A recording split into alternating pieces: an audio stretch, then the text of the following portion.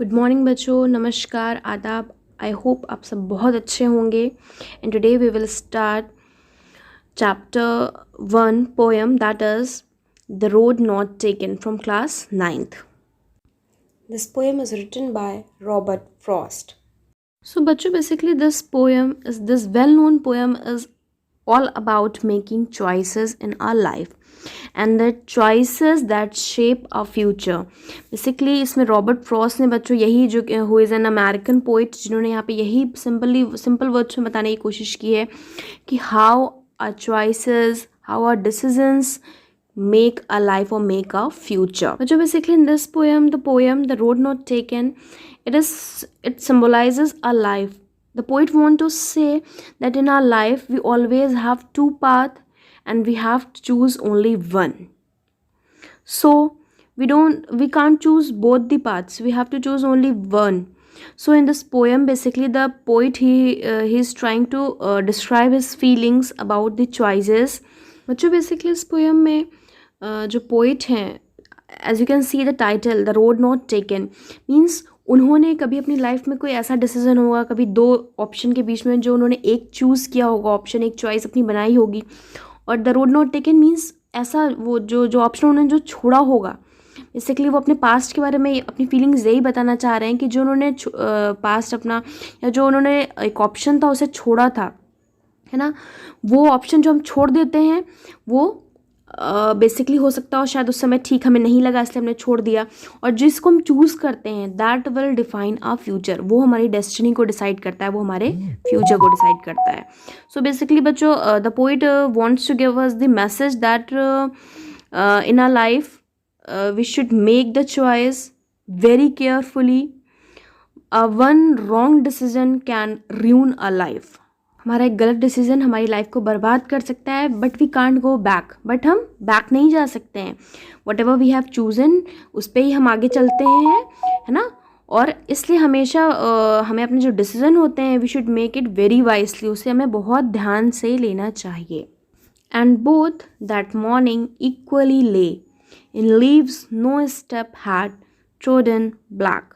O I kept the first for another day, yet knowing how way leads on to way, I doubted if I should ever come back.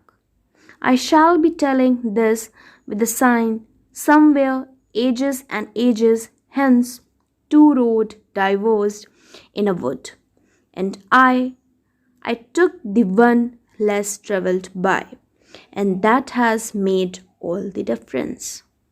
So bachcho, this was your introduction. Now we will start with the para. Two roads diverged in a yellow wood, and sorry I could not travel both and be one traveler.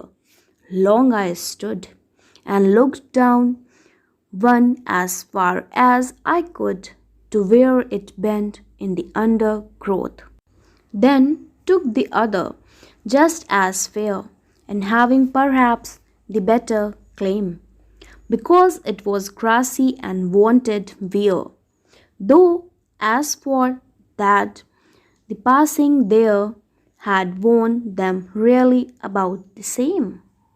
So in the first para, basically the poet once he was walking on the road and he got the diversion. उन्हें क्या मिल जाता है? Diversion मिल जाता है. There was two different paths, मतलब वहाँ से दो रोड्स जा रही रहती है, and he had to choose only one. Out of two he had to choose only one.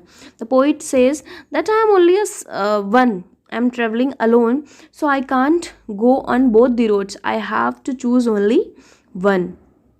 And बच्चों यहाँ पे येलो वुड जो दे रखा है, yellow would, do you know yellow would that is symbolising a forest, means घने जंगल, dense forest.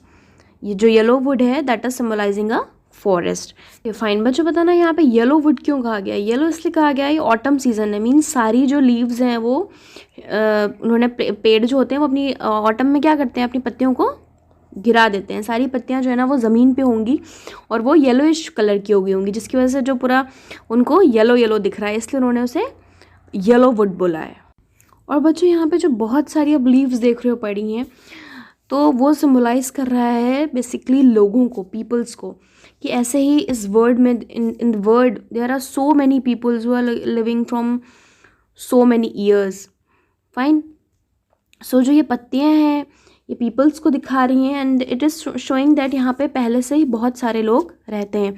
So the poet was standing there and he was just trying to find out whether and which path he should choose. बच्चों जहाँ तक poet को दिख रहा है वहाँ तक वो देख रहा है, और फिर जहाँ से कर्व आ जाता है वहाँ पे बहुत सारे ट्रीज़ हैं, और फिर आगे का पाथ जो है he is not able to see. So बच्चों it happens in our life also that when we have to choose from two, we have two options and we have to choose only one. That time is very crucial for us, and we have so many thoughts.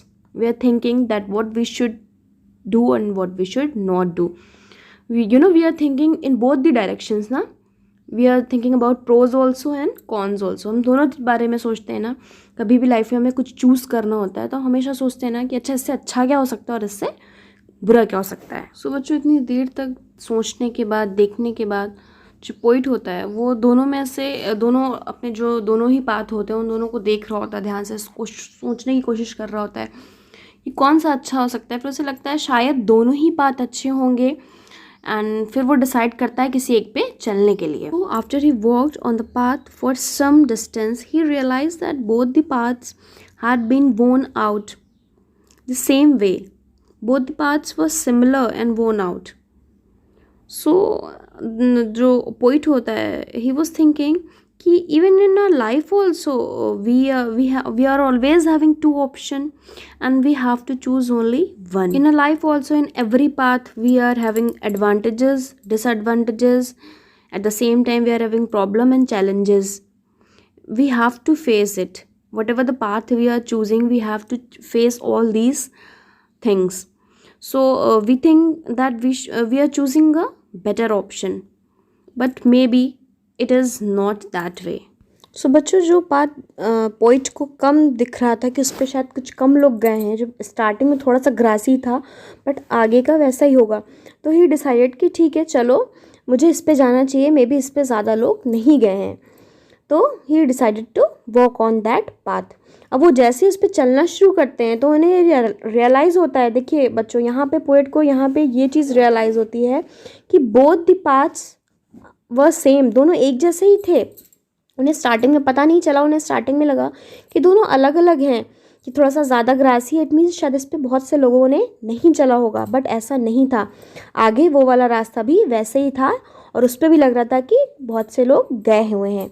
It means बच्चों हमारे life में जब हमारे पास हमेशा दो या दो से ज़्यादा ऑप्शंस होते हैं तो हम जो भी ऑप्शन को चूज़ करते हैं उस ऑप्शन में सारी चीज़ें आती हैं। हमें फ़ायदा भी होता है, हमारे पास हमें नुकसान भी होता है, हमें बेनिफिट्स एडवांटेज भी होता है, और सारी डिफ़िकल्टीज़ भी आती हैं, प्रॉब्लम्स भी आती हैं। सब कुछ एक जैसा होता है सारे पार्ट्स में। इसलिए उन्हें ये रियलाइज़ होता है कि हमारी लाइफ में भी तो ऐसा ही होता है। सारे पार्ट जो होते हैं वो बाद में कहीं ना कहीं एक जैसे ही होते हैं, चाहे हम जो सभी ऑप्शन चूज़ करते हैं। सभी चीज़ें हमें अलग अलग टाइम पे फेस करनी ही होती हैं। सो बच्चों both the paths have their own pros and cons. Means हर एक पाथ के या हर एक ऑप्शन के अपने फ़ायदे और नुकसान होते ही हैं। सो बच्चों in the third para basically poet wants to say कि whatever path you have chosen. बच्चों हम जो भी पाथ चूज़ करते हैं उस पाथ पे ही हमें आगे जाना होता है।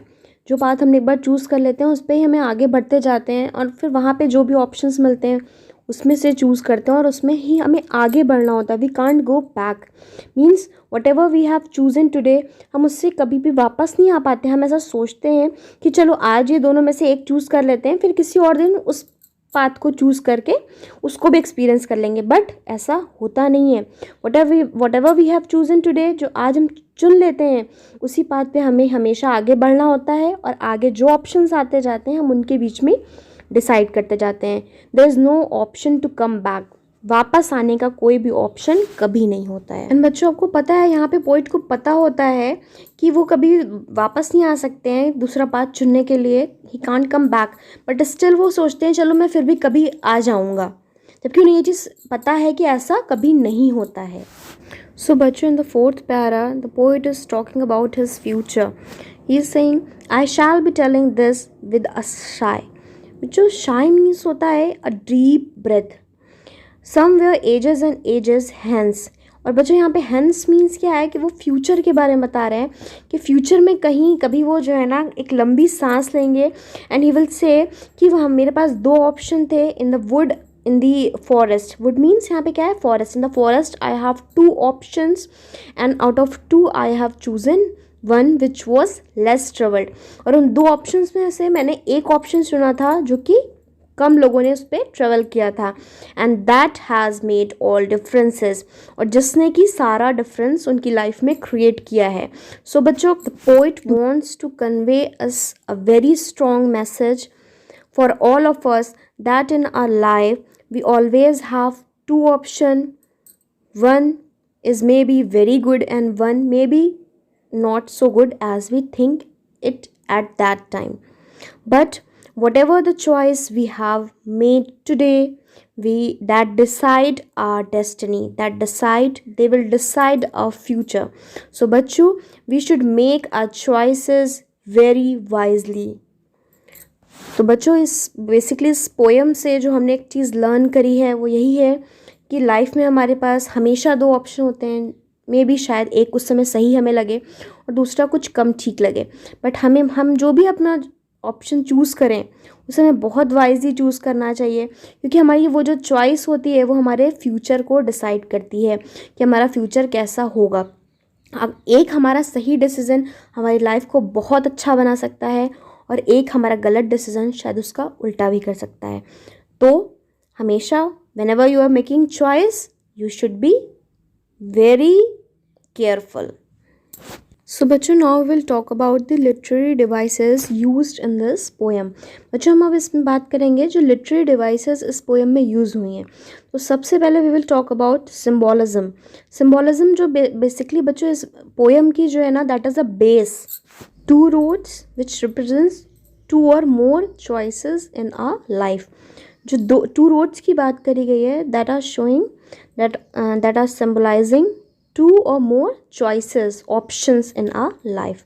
First of all, ये एक literary device हो गई बच्चों आपकी symbolism. Just note it down somewhere. So as you can see in the first para, anaphora is another literary device that is used. Anaphora is a device in which a similar word is repeated in one or two lines. Like you can see in line 2, 3, 4 and word is repeated at the beginning. So it's a anaphora. बच्चों, अगर इसमें हम अपनी rhyming scheme की बात करें तो that is A-B. Now बच्चों, आप अपना फर्स्ट पैरा खोलो एंड जस्ट लुक इट. उसमें देखो पहला वाला जो वर्ड दे रखा है फर्स्ट लाइन में, जो last word that is would. Would is rhyming with stood and could. And बच्चों सेकेंड लाइन में देखो जो है बोथ. बोथ मीन्स जो बी है, बी सेकेंड लाइन. ए फर्स्ट वाली लाइन को हम ए समझ लो और सेकेंड को बी. तो बी में जो लास्ट वर्ड है that is both. Both is rhyming with undergrowth. So बच्चों, इस तरह से आपकी राइमिंग स्कीम हो जाती है A-B. Now बच्चों, we will talk about the next device that is alliteration.